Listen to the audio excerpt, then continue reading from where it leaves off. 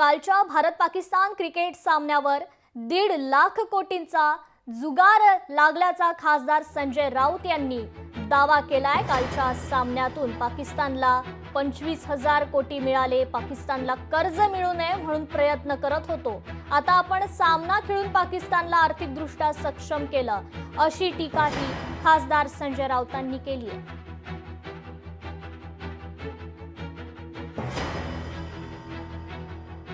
1.5 लाख कोटीचा जुगार,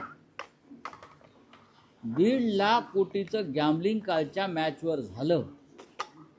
1.5 लाख कोटीचं आणि अधिकृतपणे कालच्या सामन्यातला 1,000 कोटी रुपये पाकिस्तान क्रिकेट बोर्डाला मिळाले आणि 1.5 लाख कोटी जुगारातले किमान 25,000 कोटी पाकिस्तानात गेले।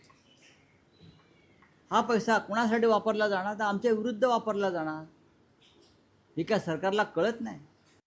संजय राऊत, तुम्ही काय थुंकण्याची भाषा करताय?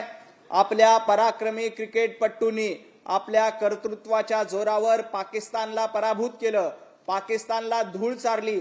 अशा क्रिकेटपटूंचा तुम्ही अपमान करताय। अहो, तुम्हाला मॅचवर थुंकण्याचा बोलण्याचा अधिकार आहे का? अशा पद्धतीनं जर का तुम्ही थुंकण्याची भाषा करणार असाल तर 140 कोटी जनता तुमच्यावर थुंकल्याशिवाय राहणार नाही, हे संजय राऊत यांनी लक्षात ठेवावं। आणि कुंकुवाची भाषा संजय राऊत यांना शोभत नाही।